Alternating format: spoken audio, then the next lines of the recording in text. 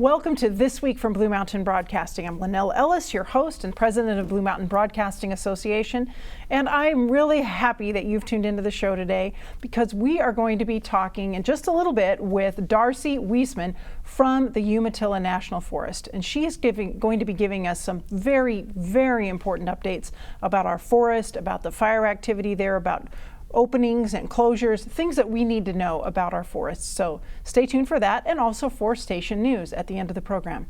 Let's begin now with our devotional thought. Faith. How much faith do I really need? How much faith do we need? Many times Jesus said to people, "Your faith has made you well." Like this example from Mark 5:34. He said to her, "Daughter, your faith has healed you. Go in peace and be freed from your suffering." Or Luke 17:19. Then he said to him, "Rise and go. Your faith has made you well." And here's another one from Mark 10:52. Then Jesus said to him, "Go your way. Your faith has made you well." And immediately he received his sight and followed Jesus on the road. But there is one biblical example where the person asking for healing actually didn't have enough faith. Do you remember that story? This story happened right after Jesus' transfiguration on the Mount of Olives. Jesus has just been transformed in front of three of his disciples, Peter, James, and John. They've seen him in his heavenly glory. But when they come down from the mountain and return to the other 9 disciples, they find them arguing with the scribes and Pharisees and totally unable to perform a healing that has been asked of them. Let's read the narrative of this story from the book of Mark, chapter 9. I'm starting with verse 14. And when he came to the disciples, he saw a great multitude around them, and scribes disputing with them. Immediately, when they saw him, all the people were greatly amazed, and running to him, greeted him. And he asked the scribes, "What are you discussing with them?" And then one of the crowd answered and said, "Teacher, I brought you my son, who has a mute spirit. And wherever it seizes him, it throws him down. He foams at the mouth, gnashes his teeth, and becomes rigid. So I spoke to your disciples that they should cast it out, but they could not." He answered him and said, "O faithless generation, how long shall I be with you? How long shall I bear with you? Bring him to me." Then they brought him to him. And when he saw him, immediately the spirit convulsed him, and he fell on the ground and wallowed, foaming at the mouth. So he asked his father, "How long has this been happening to him?" And he said, "From childhood. And often he has thrown him both into the fire and into the water to destroy him. But if you can do anything, have compassion on us and help us." Jesus said to him, "If you can believe, all things are possible to him who believes."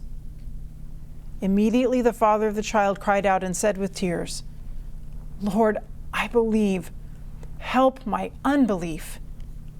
When Jesus saw that the people came running together, he rebuked the unclean spirit, saying to it, "Deaf and dumb spirit, I command you, come out of him and enter him no more." Then the spirit cried out, convulsing him greatly, and came out of him. And he became as one dead, so that many said, "He is dead." But Jesus took him by the hand and lifted him up, and he arose. And when he had come into the house, the disciples asked him privately, "Why could we not cast it out?" So he said to them, "This kind can come out by nothing but prayer and fasting." Now, there are some very interesting things happening in this story. There are faith reasons why the disciples can't cast out the demon. But today I'd like to focus on the Father. the Father in this story, when he describes the problem with his son to Jesus, he finishes what he has to say by saying, "If you can do anything, have compassion and help us." That's a big word, if. The Father is not even sure Jesus can heal his son. He says if. His faith is very, very small indeed. This is a good story, though. I relate to it. I really love this story because Jesus answers so interestingly. He answers with another if. If you can believe, all things are possible to him who believes. Jesus is trying to find out if the Father has faith. And this is what's so beautiful about the story. The Father's response is the best one he could possibly give at this point. In fact, I kind of imagine that the Father is seeing his miracle disappearing right in front of his eyes. Here's Jesus in front of him, but yet he says if, and then Jesus comes back with, if you have faith. So the Father says, Lord, I believe. He's got this much belief, but he says, I believe. Help my unbelief. And he confesses that he really doesn't have enough faith. He doesn't have enough belief. He has just a little faith, and he knows it isn't enough. He does the right thing, though. He goes right to the source of faith, to Jesus, and asks for his help. He asks Jesus to help his unbelief. And I think that's what God wants from each of us. We have to recognize who we really are, that our faith is too small, and ask Jesus for what we need. He is our source of everything good, and he is our source of faith. And if we ask him for more faith, he will certainly give it to us. And that is very good news. But we have to be willing to recognize ourselves for who we really are. We have to be humble and ask for his help. You know, Jesus also said that we only need a mustard seed size bit of faith when we come to him. That's not very much. And that if we come to him with even a mustard seed size faith, great things can happen. And that's encouraging too. So, whatever faith you have, use it to ask Jesus for more. Stay tuned. I'll be right back.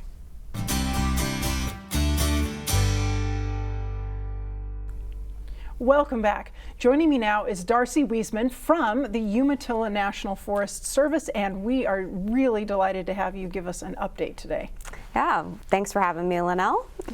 You know, we have been experiencing some fires. Everyone knows that. We've seen a lot of smoke in the air. We've had some closures, that sort of thing. So what's actually going on right now in the Umatilla National Forest related to fires? Yeah, so on the Umatilla National Forest, we have 3 large fires that are actively burning on the landscape and that we've had for a while now. We have 2 fires on the Pomeroy Ranger District, the Lick Creek Fire and the Green Ridge Fire. And then we have 1 fire on the Walla Walla Ranger District, the Elbow Creek Fire. So those are the 3 large fires we have burning right now. Would you like me to provide an update on each of those fires? I mean, I'm sure everyone's wondering. So the big question is, well, what's the containment? Yeah. And, how's it going in actually fighting them? Yeah. Yep. So I'll start north Okay. with the Lick Creek fire. So that fire was started on July 7th by lightning. And when it was initially ignited, it burned pretty rapidly. It was driven by winds. It was actually 2 fires that burned together. It's about 20 miles southwest of Asotin. To kind of help orient people, it is on the National Forest. It did burn some off of the forest as well. Its current status, it's about 80,000 acres. We do have a containment line around the entirety of the fire perimeter. We're considering it 90% contained. With that being said, it is still active. The fire didn't burn cleanly throughout, and so there's a lot of pockets of unburned fuel inside that perimeter. And The risk there is that, as we get trees in there that torch or any wind, it could send embers across that containment line and then start a new spot fire, which we actually had last week. We had a 29-acre spot fire on the southern edge of that fire. So we do have containment line around it. It is still an active fire. Okay. So then moving to the west, we have the Green Ridge fire, which was also started in that same thunderstorm on July 7th. And that fire has been a real challenge. It's about 30 miles east of Walla Walla. It started near the Big Turkey Tail area, which is just outside the western boundary of the Toucan Wilderness. Yes. So it's pretty steep and rugged terrain, remote, difficult access to get firefighters in. And that fire has continued to burn, and kind of the typical fire behavior we've been seeing from that fire is where it'll make like short little uphill runs with torching and spotting out embers, and then when it gets to the ridge top it kind of slows down, but then it'll send debris down the other side or spots that'll start another fire and carry it. And so it's just created a lot of challenges for our firefighters. We did see some really significant fire activity this last weekend on that fire. Many people probably saw quite a bit of smoke. Yes. It's been putting up a column, and Saturday it grew about 5,000 acres in the afternoon that day. So, yes, I saw that smoke. Yeah, it made a run in the Toucan River drainage to the east toward Sheep Creek, and it actually burned into the Lick Creek fire boundary. So those two fires have essentially grown together. The Green Ridge fire is about 15% contained, and as of this morning, it's a little over 24,000 acres. So that's probably our most active fire that we have on the landscape right now, burning up there. Moving south onto the Walla Walla Ranger District, the Elbow Creek fire was started on July 15th. We don't know the cause of that fire. It's still under investigation. It was started near Elbow Creek in the Grand Ronde River corridor on the Umatilla. Burned really rapidly. It grew 12,000 acres in a matter of several hours.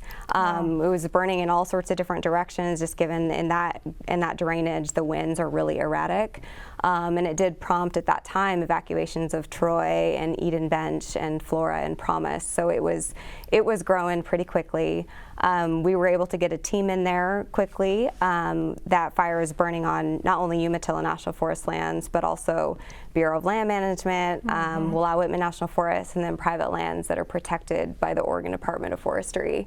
They do have that fire 95% contained. They've got line around the entirety of that fire. And it hasn't spread for at least a week now. It's about just under 23,000 acres at this point. They are still seeing a few spots that they're working on, so they're just really focusing on mop up with that fire. So that's the status of the large fires that we have growing, or burning, I should say, on the Umatilla. Yes. It's hard. Is this more than the typical year? Yes, yeah, these are pretty unprecedented, especially considering they all started in early to mid-July. That's a lot earlier than our typical fire season is starting about now. In terms of seeing that large fire behavior. So this is an unprecedented fire year for us on the Umatilla. Now, someone was telling me, you can tell me if this is true or if it's just a rumor, that Bluewood was threatened. Bluewood Ski Resort, was it? So Ski Bluewood is to like the southwest of the Green Ridge fire, and I would have to look to see how many miles away it is. We actually were using it as a mobile retardant base, but it was the fire was making a movement toward that direction. They were able to secure the fire on the Kendall Skyline Road. So the 46 road on that portion. And so the fire is not actively burning right now in that area. So are these the only fires we've experienced, or were there some even earlier, or? Yeah, so of course the big fires you always hear about are the big ones, right? The ones that are having impacts, which makes sense. We want people to know.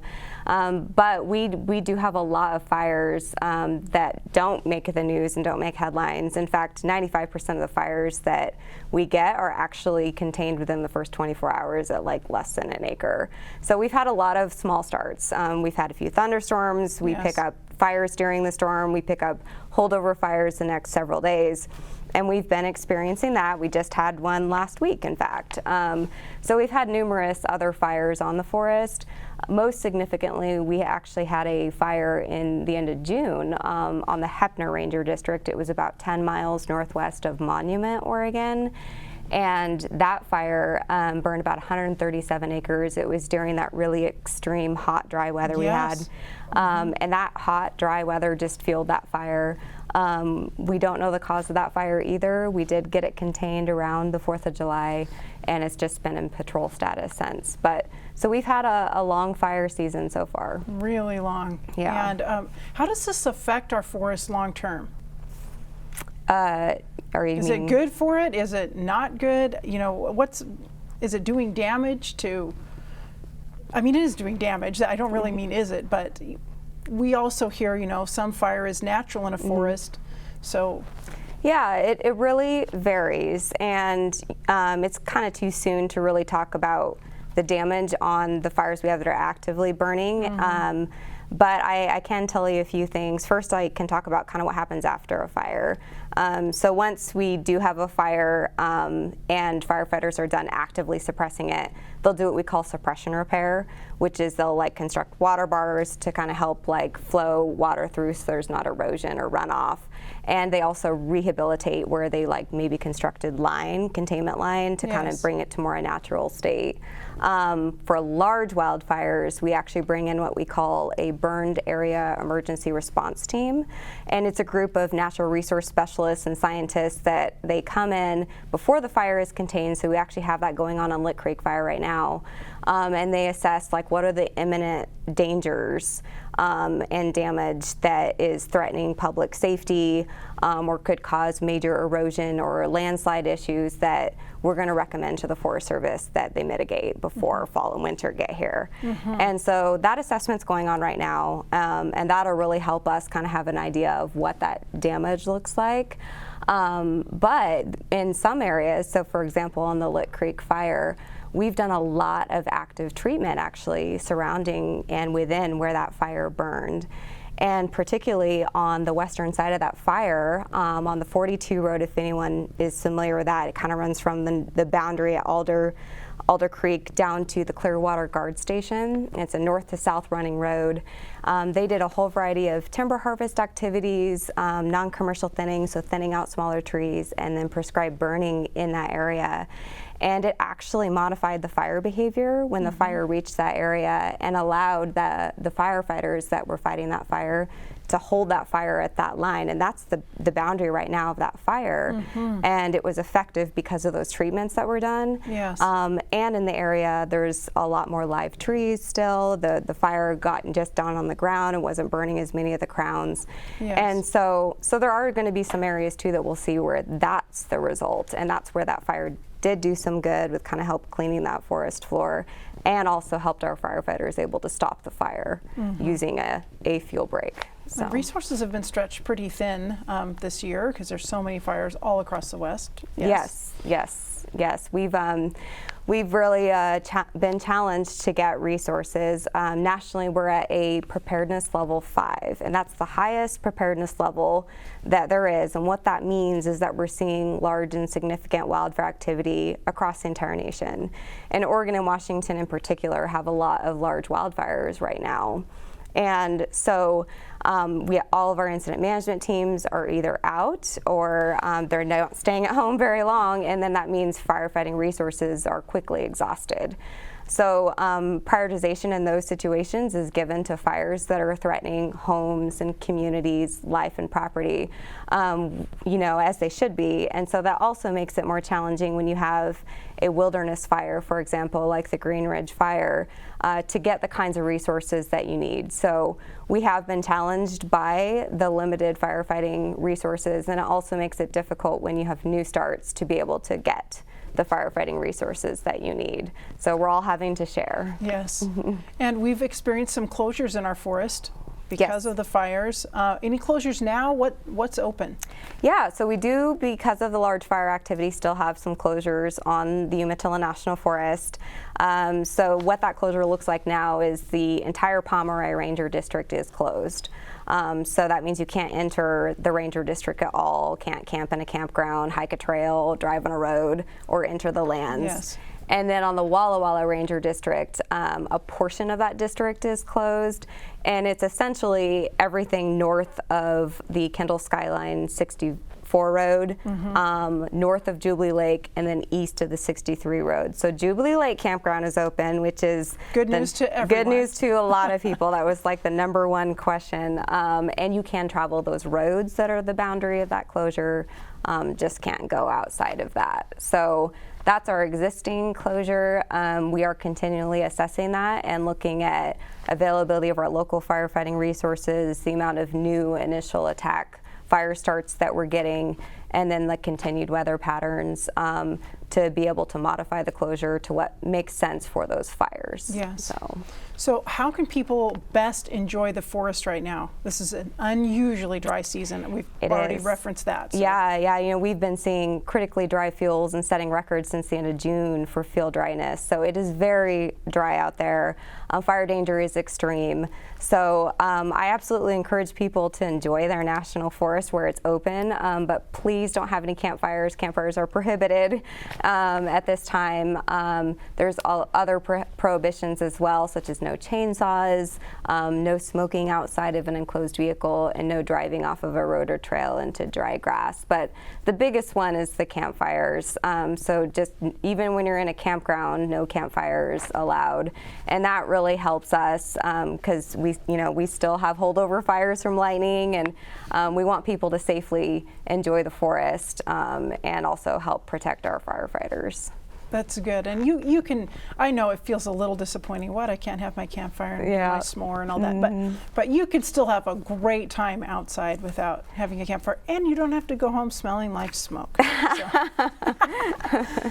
So it's still good. And so it sounds like we have still a lot of places that are open, and some of the favorite places, at least on the southern end anyway, that people can enjoy. Any other quick advice you want to give people about or ideas about enjoying the forest right now? Yeah, the other thing I'd say is just I encourage people to know before you go. Always, check with either a local ranger district office or online to see if where the fires are or if there are any additional closures or restrictions. So really kind of plan ahead in that way. And then we also have a lot of great online resources if people are interested in kind of following the fires.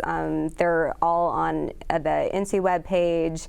We've been sharing the information on our Blue Mountain Fire information blog, and if you Google that, it's like the first thing that comes up.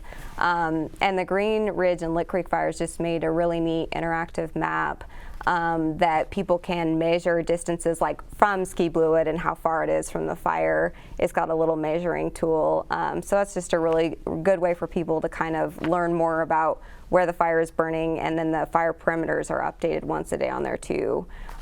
So yeah, just a lot of great resources. People can get information, and just encourage people to check those things out before they head to the woods. Excellent. Thank you so much, Darcy. Yeah. Really appreciate it. Yeah, thank you for having me. And thank you for watching. Stay tuned. We'll be right back with Station News.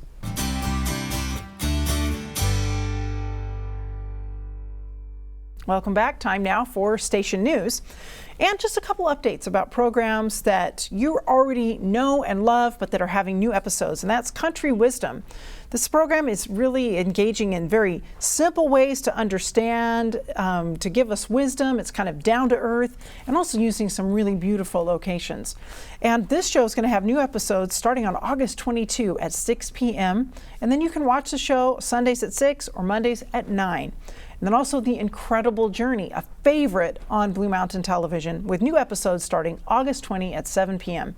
And again, you can watch this show Fridays at 7, Sundays at 7:30. And I wanted to let you know that your dollars are going for something great at Blue Mountain Television.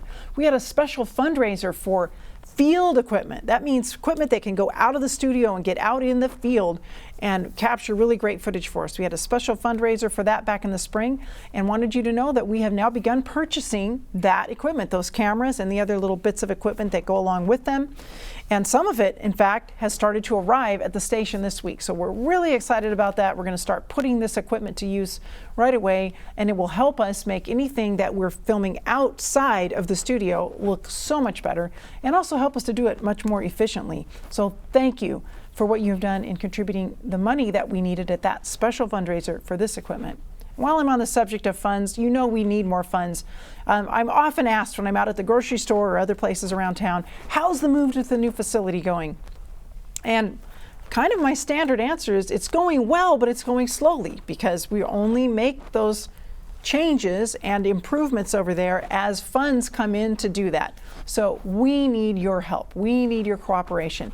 And maybe you don't have the funds, but you know somebody who might, and you could be a great influence by talking with them and seeing if they could contribute something to our new facility. So thank you for what you have done, what you're doing, and what you will do to help us move over to our facility at Wallula Road. We have made some improvements there recently, pulling up some carpet and taking down some staging area that needed to be removed out of what's going to be the studio. So we're making progress, especially progress that doesn't cost a lot of money, but we certainly are needing a boost with that in order to keep working on that project. Thanks for your prayers for the ministry too as well. Really, really appreciate you.